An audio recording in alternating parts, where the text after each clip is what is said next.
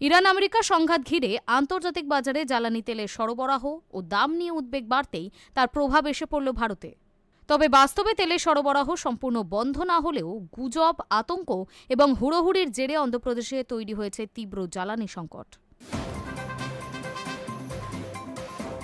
Iran America সংঘাত ঘিরে আন্তর্জাতিক বাজারে জ্বালানি তেল সরবরাহ ও দাম নিয়ে উদ্বেগ বাড়তেই তার প্রভাব এসে পড়ল ভারতে। তবে বাস্তবে তেল সরবরাহ সম্পূর্ণ বন্ধ না হলেও গুজব, আতঙ্ক এবং হুড়োহুড়ির জেরে অন্ধ্রপ্রদেশে তৈরি হয়েছে তীব্র জ্বালানি সংকট। পেট্রোল, ডিজেলের ঘাটতির আশঙ্কায় রাজ্যের বিভিন্ন জেলায় পাম্পে ভিড় চড়ছে।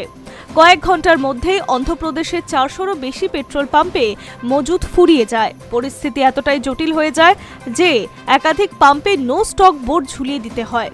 সরকারি সূত্রে জানা গিয়েছে, অন্ধ্রপ্রদেশে মোট 4510টি পেট্রোল পাম্প রয়েছে।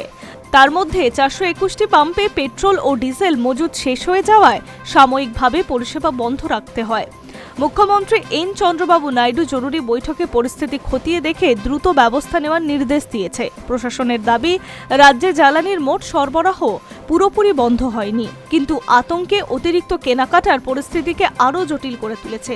অন্ধ্রের পেট্রোল ডিলার্স অ্যাসোসিয়েশনের তরফে জানানো হয়েছে, সাধারণ দিনে যেখানে রাজ্যে দৈনিক গড়ে প্রায় 7000 লিটারেরও বেশি ডিজেল বিক্রি হয়, সেখানে আতঙ্ক ছড়াতেই একদিনে তা বেড়ে দাঁড়ায় 14000 লিটারেরও বেশি। একই ছবি পেট্রোলের ক্ষেত্রেও।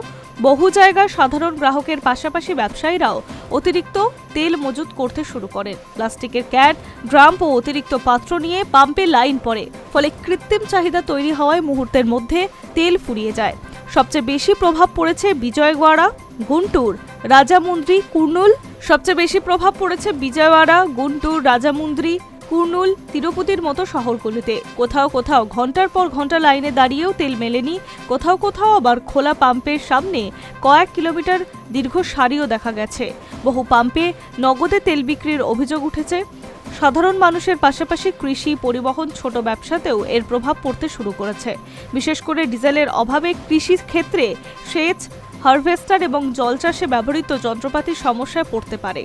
তবে প্রশাসনের দাবি, এই সংকটে বড় অংশ গুজব।